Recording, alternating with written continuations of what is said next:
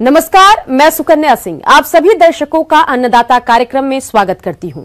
हमारे देश का किसान जन का पोषक है, वह श्रम का देवता है, अन्नदाता है। उसमें ही भारत की आत्मा निवास करती है। ऐसे ही किसानों की प्रगति के लिए हम खेती बाड़ी से जुड़ी हुई बहुत सी नई लाभकारी जानकारियां हर रोज सुबह लेकर आते हैं। तो चलिए कार्यक्रम शुरू करने से पहले देखते हैं क्या है आज के अन्नदाता में। आंवला की बागवानी से कम खर्च में कमाई, अच्छी आय।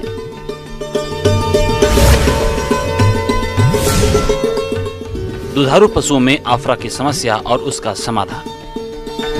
किसान भाइयों, कल के कार्यक्रम में हमने आपको गांव इटावा भोपजी, जिला जयपुर के प्रगतिशील किसान राजू लाल यादव से मिलवाया था। आज उसी कड़ी को आगे बढ़ाते हुए जानकारी लाए हैं कि इतनी अच्छी आय प्राप्त करने के लिए ये किसान कौन कौन से कार्यों को करते हैं। आइए जानते हैं खुद इन्हीं से।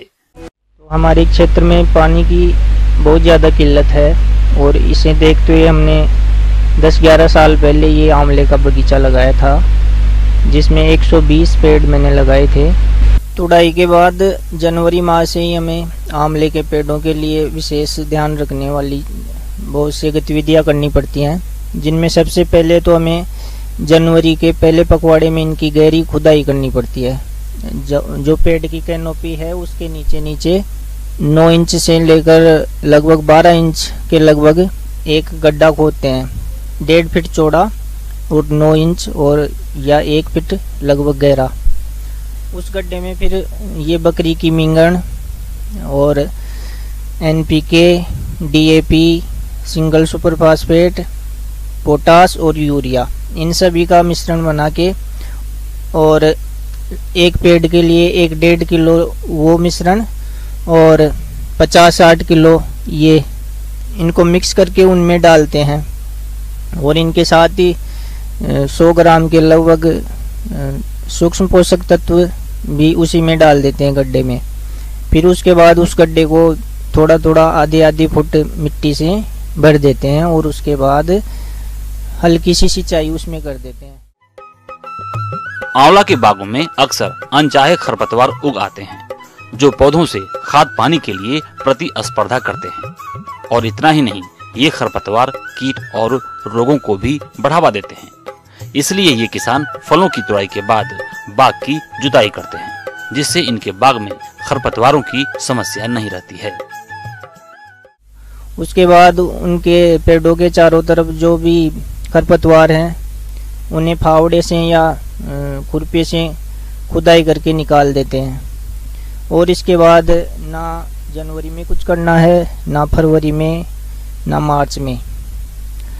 आंवले का जब हम बगीचा लगाते हैं तो हमें एक और विशेष सावधानी बरतनी पड़ती है कि पौधों को हम कतार वाइज लगाएं, बिल्कुल 90 डिग्री के एंगल से लगाएं इनको। इस कतार से भी 90 डिग्री का एंगल और इससे भी। तो इससे फ़ायदा ये होता है कि हमें पौधे की शुरुआती अवस्था में 3-4 साल तक और भी दूसरी फसलें ले सकते हैं हम इनसे, इसी खेत में, जैसे गेहूँ, जौ, बाजरा। ये शुरुआत में जब पौधा छोटा होता है तो वो फसल हमें अच्छी इनकम दे देती है और उसके साथ साथ ये आंवला भी बड़ा होता जाता है। इसके बाद 5-6 साल का जब आंवला हो जाता है तो वो फसलें तो इसमें हो नहीं सकती। और इसके बाद हमें जो पशुओं के लिए चारे वाली फसलें हैं जो जिनकी हाइट कम जाती है, जैसे कासनी, रिजका, और इसके अलावा हम धनिया इसमें ले सकते हैं और पालक, और जो छोटी साग वाली फसलें हैं वो भी इसमें मैंने 2-3 बार ली है।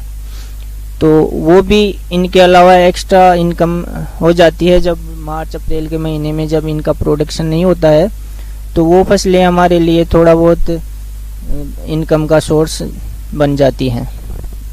मार्च के आखिरी पखवाड़े में या लगभग अप्रैल के फर्स्ट में इनकी फिर हल्की सिंचाई करनी पड़ेगी एक बार।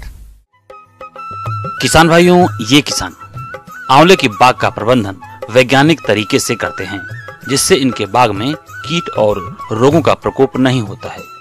और यदि थोड़े बहुत कीट और रोगों का प्रकोप होता भी है तो समय पर दवाओं का छिड़काव करके नियंत्रण कर लेते हैं। अगर कोई इंसेक्ट वगैरह है तो उस समय हल्का सा स्प्रे करना होता है एक। और फ्रूट सेट होने के लिए आंवले में बोरोन की विशेष कमी रहती है, तो उस समय बोरोन के 2 स्प्रे करने पड़ते हैं हमें जब फ्रूट सेटिंग का टाइम होता है। उस समय अप्रैल में बोरोन का स्प्रे हो गया, और फिर हर 15-20 दिन बाद हल्की हल्की सिंचाई उस समय हमें करनी पड़ती है जुलाई तक। जुलाई में मानसून आ जाता है और तब हमें पानी की विशेष आवश्यकता होती नहीं, फिर बरसात के भरोसे चलता है 3 महीने काम। और जुलाई, अगस्त और सितंबर, इन 3 महीने में माइट का प्रकोप देखा जाता है आंवले में। तो उस समय अगर माइट आ जाती है, बाय द वे कभी कभी आती है, तो माइट के लिए एक स्प्रे करना पड़ता है। उसके बाद अगस्त और सितंबर महीने में 20 दिन या 15 दिन से एक बार सिंचाई करनी पड़ती है। इस फसल में एक जो मुख्यतया हमें ध्यान रखने की आवश्यकता होती है वो है पाले से बचाना इस फसल को। पाले से ये फसल अगर बर्बाद हो गई तो फिर किसान को लॉस ही लॉस आएगा। जिस दिन का टेम्परेचर कम रहता है, आसमान साफ रहता है, हवा नहीं चलती और टेम्परेचर 4-5 डिग्री के आसपास होता है और वो संभावना होती है कि आज पाला पड़ेगा, तो उस रात को हमें खेत में 12 से 2 बजे के बीच में धुआं करनी पड़ती है। चारों तरफ, मेड़ के चारों तरफ धुआं कर देते हैं, तो फिर पाला नहीं लगेगा इनको और हमारी फसल सुरक्षित रहेगी और अच्छा लाभ देगी। और कोई खाद वगैरह उस समय देने की आवश्यकता नहीं है अब आंवले में। और फिर नवंबर-दिसंबर में इनकी तुड़ाई कर लेते हैं। आंवले के फलों की तुड़ाई करते समय विशेष ध्यान रखते हैं जिससे फलों पर खरोंच नहीं आती है और फलों की ग्रेडिंग करके मंडी में ले जाते हैं जिससे इनका बाजार भाव अच्छा मिलता है। तुड़ाई के समय हमें विशेष सावधानी बरतनी पड़ती है। जो बढ़िया क्वालिटी के आंवले हैं हमें वो पेड़ के ऊपर से एक एक करके हाथों से तोड़ने पड़ते हैं ताकि उनमें कोई रब ना हो, उनकी चमक खराब ना हो। तो वो जाके फिर 20-25 रुपए किलो वो आंवले बिक जाते हैं।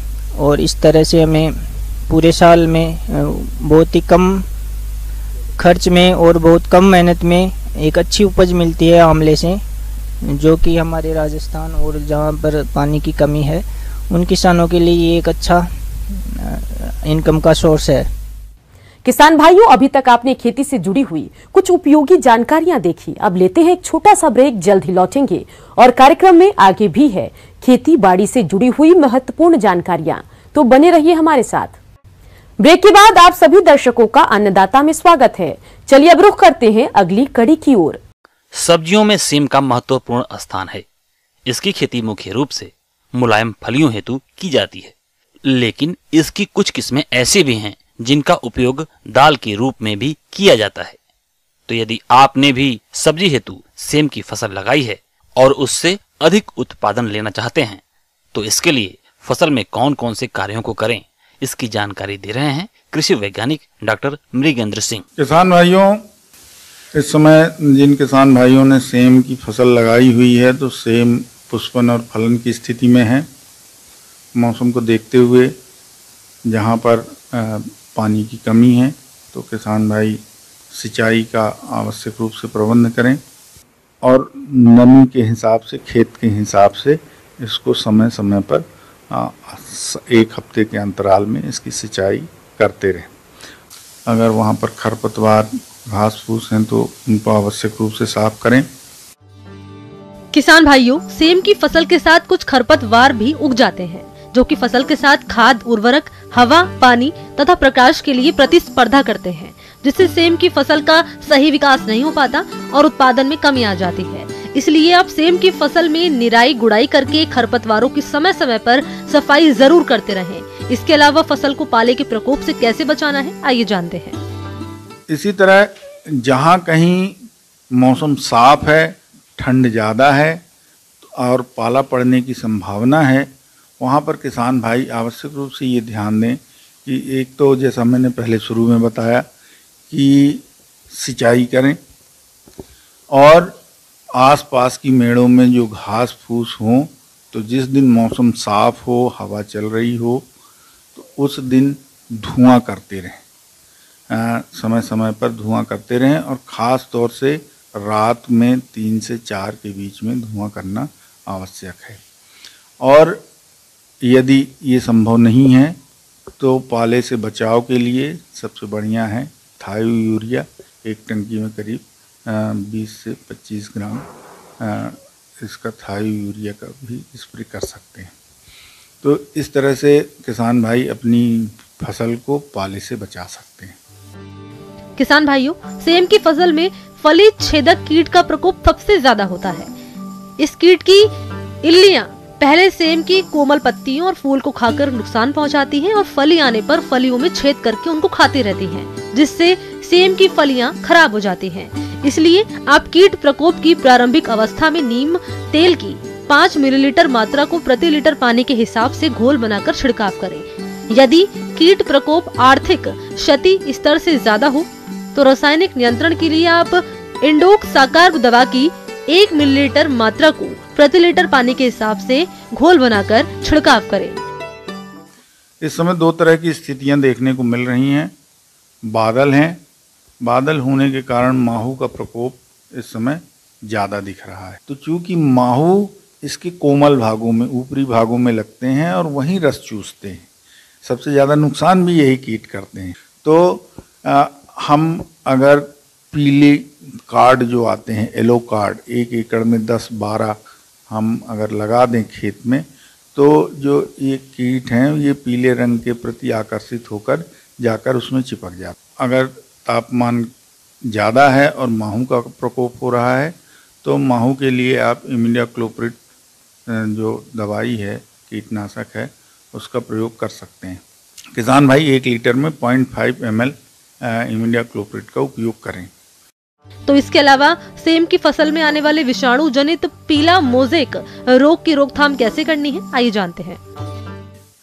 इसके अतिरिक्त सेम में चूंकि ये दलहनी फसल है और इसकी फलियां खाई जाती हैं, तो इसमें 2 मुख्य रूप से ज़्यादा कीट आते हैं। एक तो रस चूसक कीड़े लगते हैं जिसके कारण इसकी पत्तियां पीली पड़ जाती हैं और एलोवेन मोज़ेक आता है। तो इसके लिए सबसे अच्छा तो ये है कि अगर हम नीम ऑयल का प्रयोग हर हफ्ते के अंतराल में करते रहें। चूँकि इसकी फलियां खाई जाती हैं इसलिए इसमें रासायनिक दवाओं से बचाव करना चाहिए। और अगर बहुत ज़्यादा मात्रा में इसका प्रकोप आपको कीटों का दिखाई देता है तो हम प्रोफेनोफास 1.5 ml पर लीटर के हिसाब से जा सकते हैं। तो अगर हम इन छोटी छोटी बातों का ख्याल रखें तो सेम में बहुत अच्छा उत्पादन मिलता है, बहुत अच्छी उत्पादकता मिलती है। करीब 200 कुंटल के आसपास प्रति हेक्टेयर इसकी उपज होती है। आगे और भी है खेती बाड़ी से जुड़ी हुई बहुत सी रोचक जानकारियां, पर यहाँ पर रुकेंगे एक और ब्रेक के लिए। जल्द हाजिर होते हैं। ब्रेक के बाद एक बार फिर से आप सभी दर्शकों का अन्नदाता कार्यक्रम में स्वागत है। बढ़ते हैं अगली प्रस्तुति की ओर। पशुओं द्वारा अधिक मात्रा में हरा चारा या अन्य घरेलू बचे हुए आहार खाने के कारण पेट फूल जाता है, जिसे आफरा बीमारी के नाम से जाना जाता है। यदि पशु का सही समय पर इलाज नहीं किया गया तो पशु की मृत्यु भी हो सकती है। तो इस तरह की समस्या से छुटकारा पाने के लिए पशुपालक भाई कौन कौन से उपायों को अपनाएं, देखिए हमारी ये खास रिपोर्ट। किसान भाइयों, जैसा कि आप जानते हैं कि अफरा रोग जो पशु में गैस पेट में भरने की वजह से होता है और इसके जो हम आप लक्षण की बात कर लें तो लक्षण जहाँ तक आप देखते हैं कि पशु के पेट में गैस भर जाती है, पूरा ढोल के आकार का उसका पेट हो जाता है तथा इस पशु के बाईं कोख पर आप थपथपाते हैं तो ढप ढप की एक ढोलक सी आवाज़ आती है। इसके अतिरिक्त किसान भाइयों, जैसे जैसे रोग की तीव्रता बढ़ती है वैसे वैसे उसकी आँखें बाहर निकल आती हैं, पशु ज़मीन पर गिर पड़ता है और तेज से सांसें लेता है तथा मृत्यु की प्रतीक्षा करता है। किसान भाइयों, ऐसा सिर्फ इसलिए होता है क्योंकि ये गैस अपने पेट से रिमूव नहीं कर पाता है। आफरा की समस्या अधिक दुग्ध उत्पादन करने वाले पशुओं में ज्यादा देखी जाती है, जिसे आम भाषा में अपच भी कहते हैं। यह समस्या अधिक मात्रा में हरा चारा, दूषित चारा या अधिक मात्रा में अनाज खा लेने से होती है। इस तरह की समस्या अगर आपके पशु में आए तो देर न करें, तुरंत घरेलू उपाय अपनाने के साथ साथ उचित उपचार की व्यवस्था करें।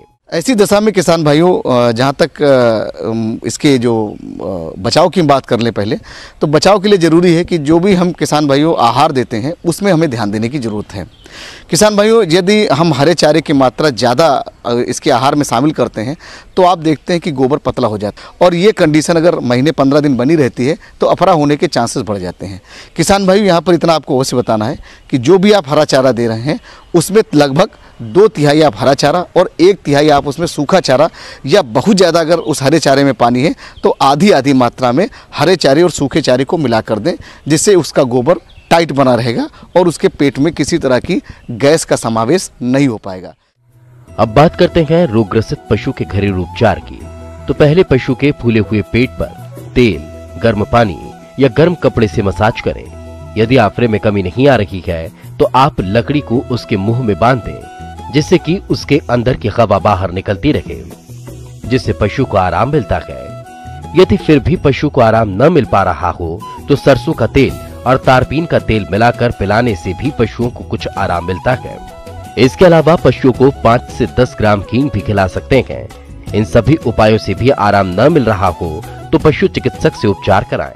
किसान भाइयों, जरूरी यह है कि हम इलाज की अपेक्षा बचाव पर ज़्यादा ध्यान दें।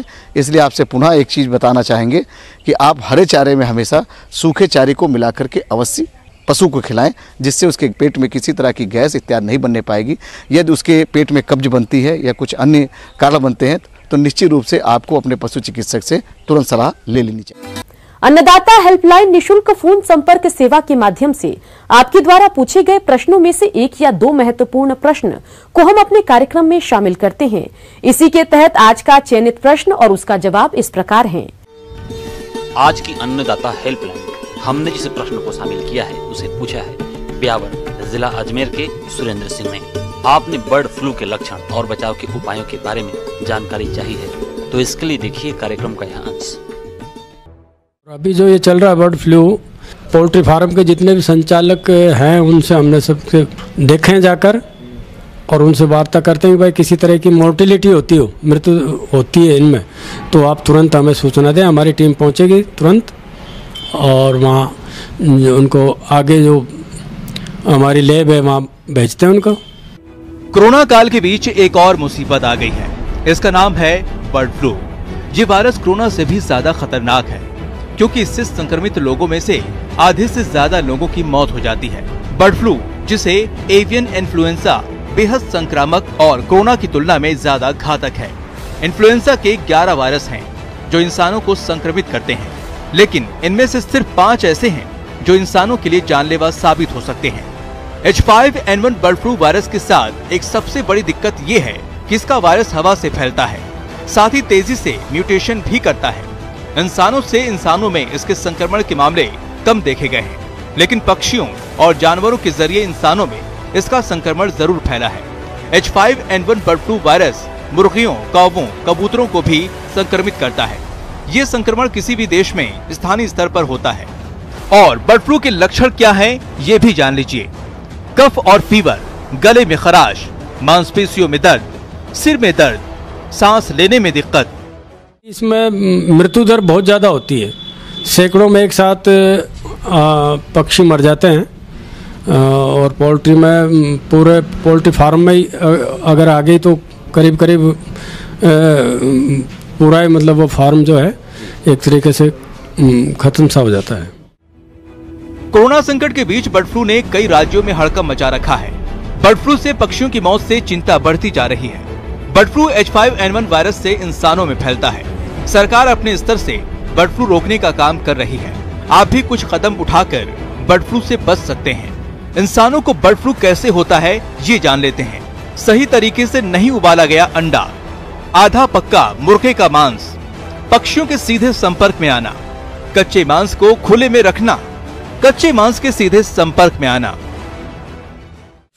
पालकों से मैं ये कहना चाहूँगा कि भाई जैसे अभी कोई बाहर राज्यों से कोई ऐसा पोल्ट्री का लेन देन ना करे, तो मैं ये कहना चाहूँगा कि अभी दूसरे स्टेट से कहीं ना लाओ। में इस बर्ड फ्लू को देखते हुए लोगों में काफ़ी भय है और इनमें पोल्ट्री फार्म के काफ़ी मतलब संचालकों को काफ़ी मंदी का भी सामना करना पड़ रहा है।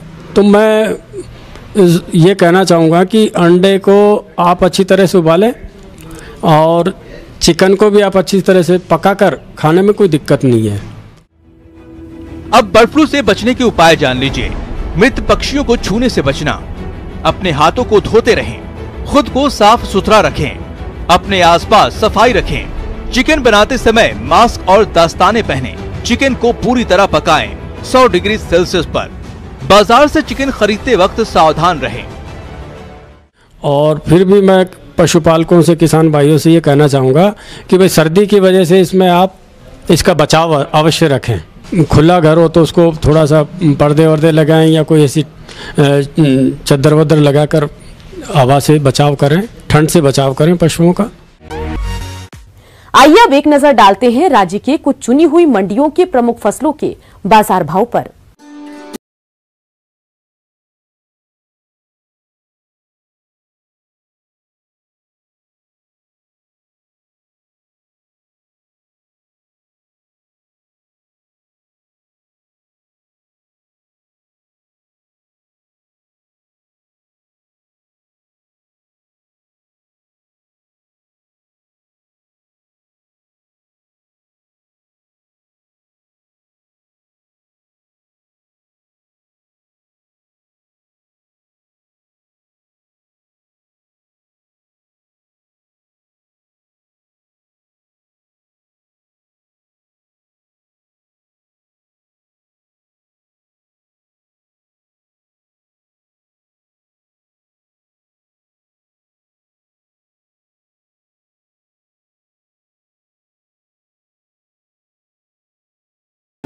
अब आइए देखते हैं कल दिखाए जाने वाले कार्यक्रम की मुख्य झलकियां। अब होगा बिना मिट्टी के आलू का बीजोत्पादन।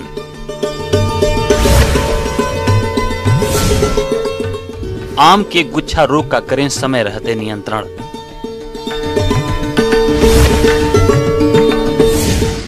किसान भाइयों, अन्नदाता आपकी सेवा के लिए संकल्परत है। कृषि संबंधित समस्या और सुझावों के लिए आप हमें इस पते पर संपर्क कर सकते हैं। प्रोड्यूसर अन्नदाता, news 18 Rajasthan, Ramoji film city, Hyderabad 501512। साथ ही आप हमें ईमेल भी कर सकते हैं। हमारा ईमेल है p18annadatarajasthan@nw18.com। इसके अतिरिक्त आप हमें निःशुल्क हेल्पलाइन नंबर 18004192 पर सोमवार से शनिवार सुबह 10 से शाम 4 बजे के बीच संपर्क कर सकते हैं। किसान भाइयों, अब समय हो रहा है आपसे विदा लेने का, तो हमारी अन्नदाता टीम को दीजिए इजाजत। कल फिर आपसे मुलाकात होगी कृषि संबंधित कुछ और महत्वपूर्ण जानकारियों के साथ। नमस्कार।